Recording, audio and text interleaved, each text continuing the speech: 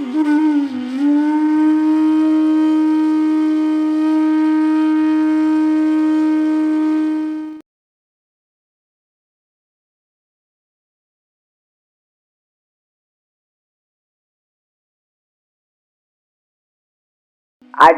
અહલ્યાબાઈએ કાશી વિશ્વનાથ મંદિરમાં પેલું કર્યું, તોય એનું નામ અત્યારે લેવાય છે. એમ આપણે ત્યાં પણ 492 વર્ષ પછી વિવાદિત જગ્યા, વિવાદિત ન કહેવાય, આપણી જ જગ્યામાં બીજાએ કબજો જમાવી લીધો અને એને ખાલી કરાવતા 492 વર્ષ થયા. પણ હંમેશા ભૂતકાળને ભૂલી જઈએ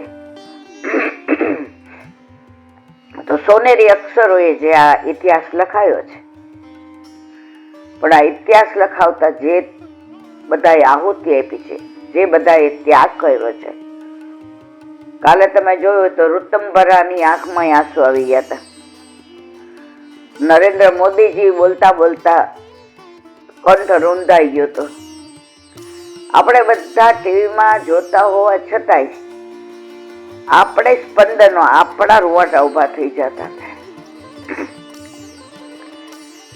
તો બસ હવે આપણે અમારી પેઢી તો અહીંયા પૂરી થાય છે. તો હવે જ્યાં રામ મંદિર માં રામ પધાર્યા, હવે સદીઓ સુધી એ રાજ કરે ને રામ રાજ્ય રે, એ લુક આફ્ટર કરવાની જવાબદારી આવતી પેઢીની છે. સાચવવાના છે રામ, આપણને રક્ષા કરવાના છે રામ, પણ નિમિત્ત તો આપણને બનાવે છે. તો બસ આપણે એ જ કે આ બધાની મહેનત એળે ન જાય, બધાનું બલિદાન એળે ન જાય, બધાનો સમય એળે ન જાય, અને આ રામલલ્લા કરોડો વર્ષ સુધી આ મંદિરમાં બિરાજે. અને જ્યારે પણ કાંઈ મેન્શન કરે કોઈ, ત્યારે આની ગાથા ગવાય. બોલો રામચંદ્ર ભગવાન કી જય. હવે આપણે આપણા ઠાકોરજી, કાલે પેલું ટીવીમાં જોતા હતા, એવું જ લાગ્યું કે આપણા જ ઠાકોરજી છે. નેત્ર તો આમ જાણે પલક આમામ આમામ થતી હોય ને એવું લાગતું હતું. તો જ્યાં જ્યાં નજર મારી ઠરે, યાદી ભરી છે આપને કલાપી. એને લૌકિક લખ્યું હતું, એને શોભના પ્રેમ થઈ ગયો તેની દાસી સાથે, કે જ્યાં જ્યાં જોઉં છું ત્યાં તું જ મને દેખાય છે. આપણે લૌકિક ને અલૌકિક માં જોઈએ તો આપણને કોઈ પણ મંદિરે જઈએ તો આપણા ઠાકોરજી ના જ દર્શન થાય, બીજા કોઈના થાય જ નહીં. જો બીજા ના થાય છે તો હજી આપણી નિષ્ઠામાં કાંઈક તકલીફ છે. 50 વર્ષ પહેલા વૈષ્ણવો આખો દિવસ સવારે 4:30 થી ઉઠે તો 9:30 10 સુધી રાતના સુઈ જાય. એ લોકો પાસે ટાઈમ જ નહોતો કે મંદિરે જાય. વધુમાં વધુ ગુરુદેવના બંગલે જાય કે જે ગુરુએ એનો હાથ શ્રી ગોવર્ધનનાથજીના હાથમાં સોંપ્યો છે, એને કેમ ભૂલાય?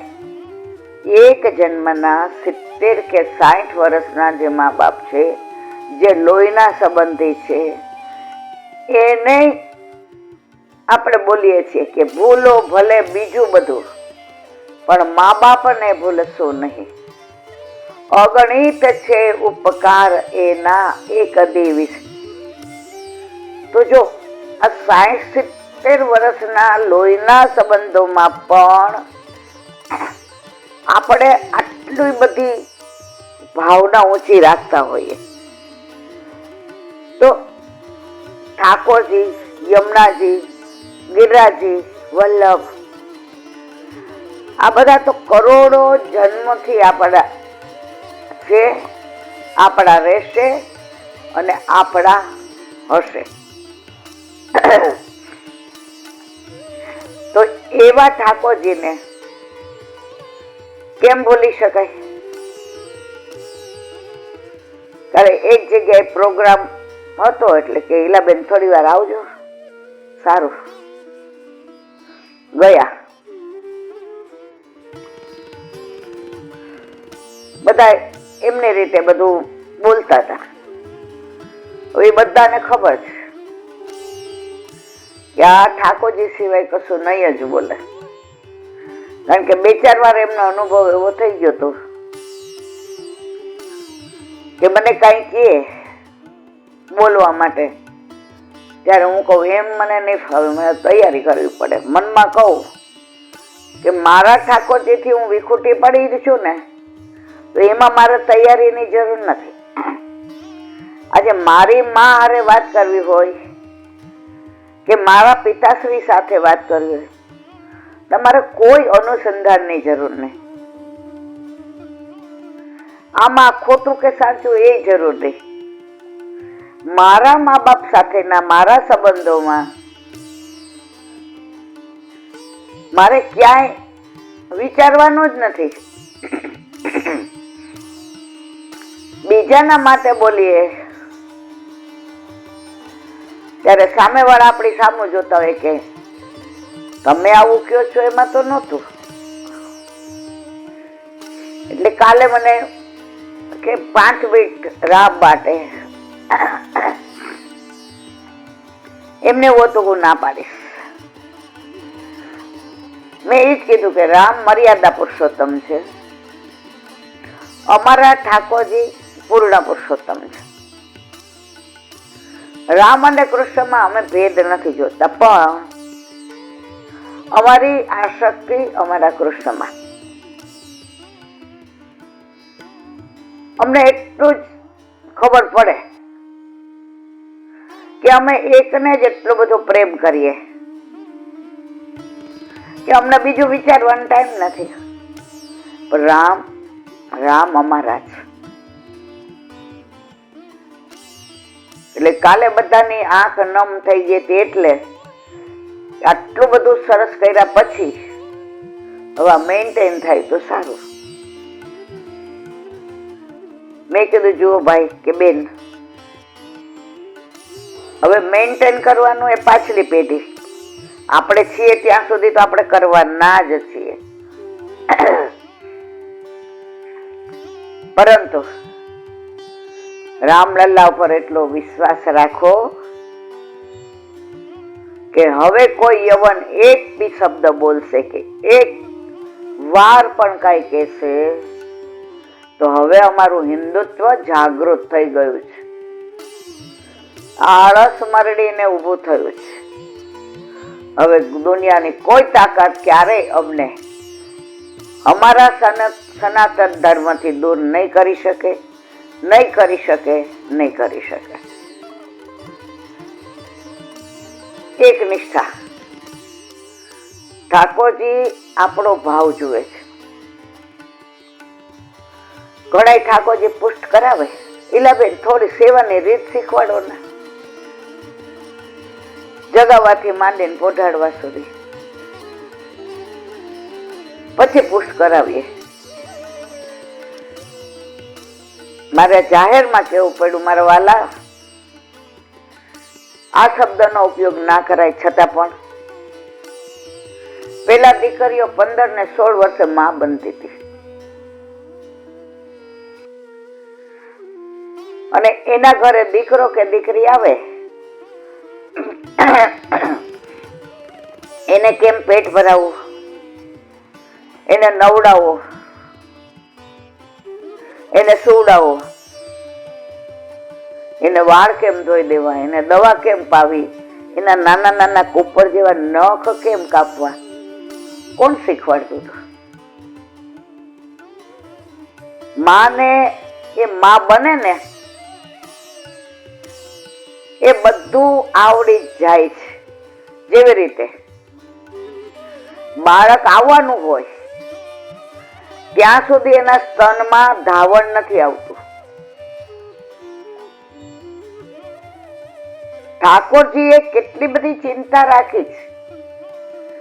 જેવું બાળકનો પ્રસવ થાય ધાવણની ધાર છૂટે છે.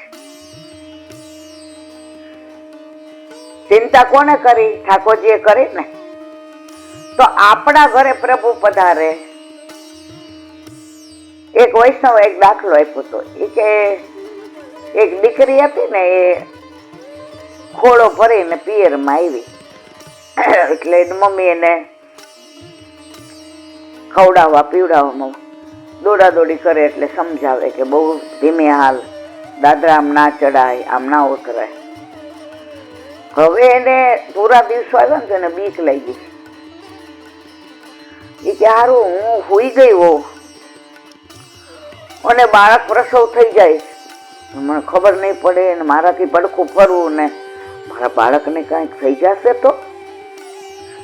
એટલે કોઈ નહોતું ઘરમાં. ત્યારે એની માને બોલાવી, બા મારે તમને એક વાત કે મારા દીકરા કે, બા હું પહેલી વાર માં બનું છું ને, તો તમે મારી બાજુમાં છો. હવે તમે કહો છો કે ગમે ત્યારે પ્રસવ થાય, કેમ દીકરા બીએ છે? ના માં, મને ઊંઘ આવી જાય અને બાળક આવી જાય અને હું પડખું ફરવા જાઉં ને મારા બાળકને કઈ થઈ જાય તો તમે સૂતા હો તો મને જગાડો તો ખરા ને. માં ખડખડાટ હૈસા, દીકરી પ્રસવ થશે ને બાળકનો ત્યારે હું સૂતી હઈશ ને તોય તું મને જગાડીશ. કારણ કે બાળકનો પ્રસવ એ મીઠો એવો દુખાવો છે કે તું ધારે તોય ના સૂઈ શકે. તો જે ઠાકોરજી પુષ્ટ કરાવે છે